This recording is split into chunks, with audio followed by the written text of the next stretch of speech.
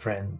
For the last 5 weeks, I worked both night and day to update the novel The Legend of the Divine Calendar and to harmonize it with a new novel that I'm currently working on.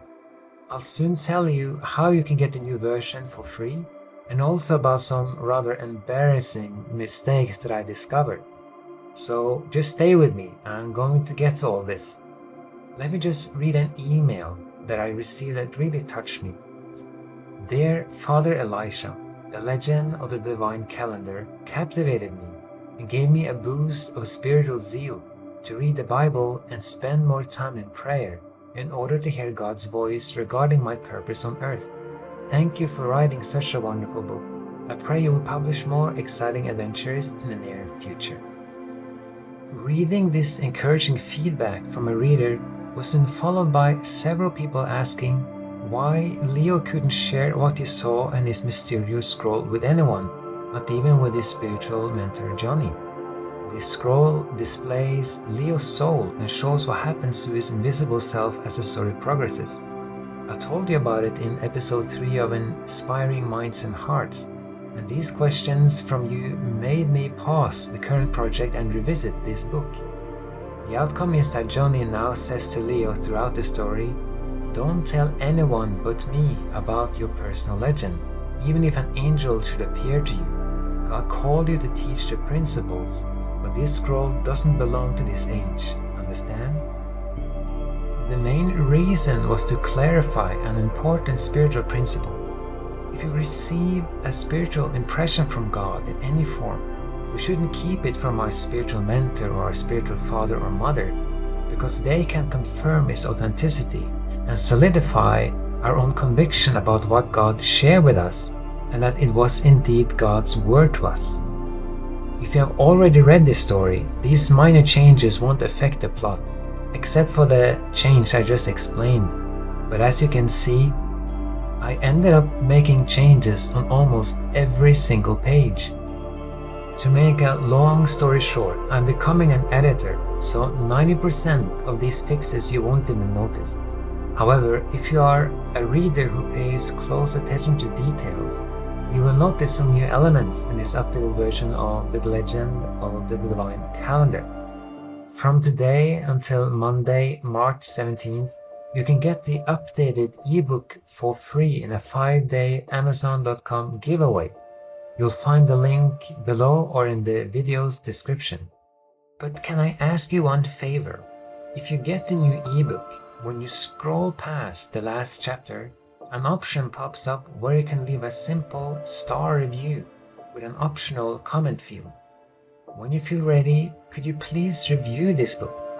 I currently have 11 reviews, but if I reach 50, experience shows that the book's visibility and trustworthiness will increase, making it appear more often when people search for this kind of book.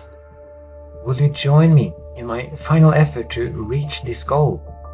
From today until Monday, I will use every channel that I have to try and reach 10,000 new readers with this free offer, hoping to get 1,000 giveaways, which hopefully receives 100 reviews. By the grace of God, may more people feel inspired by this book, like the reader who wrote this email to me.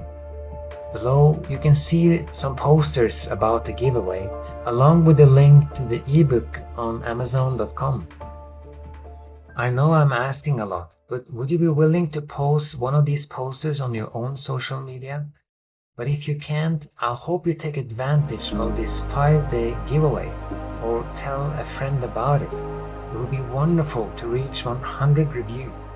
And by the way, if you have the free PDF version of the book, you don't have the link to the hidden bonus material. However, at the back of the giveaway ebook, you'll find it. And if you have never read an ebook before, you need the Amazon Kindle app, which is free and easy to download. Okay, with that out of the way, I'm finally coming to my embarrassing mistakes.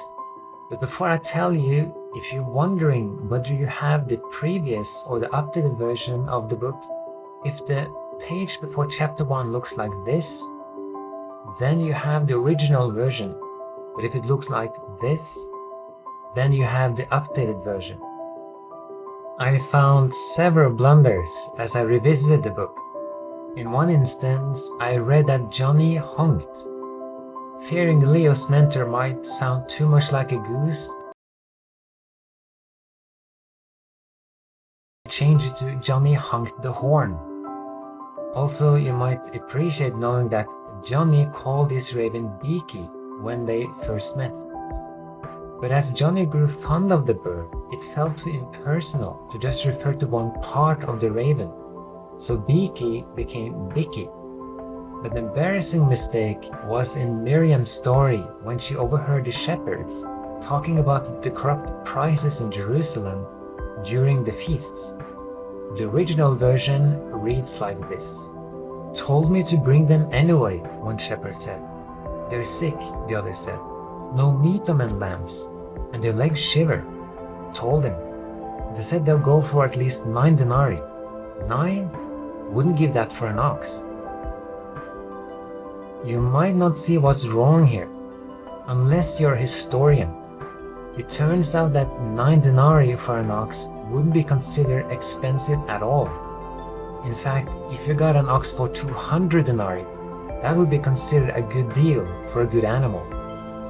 As I discovered this, I thank God that either no historian had been reading my book, or that the historian who did read it was too kind to write to me. So the updated version reads like this. "Told me to bring them anyway," one shepherd said. "They're sick," the other said. "No meat on them lambs, and their legs shiver." Told him. They said they'll go for at least 30 denarii.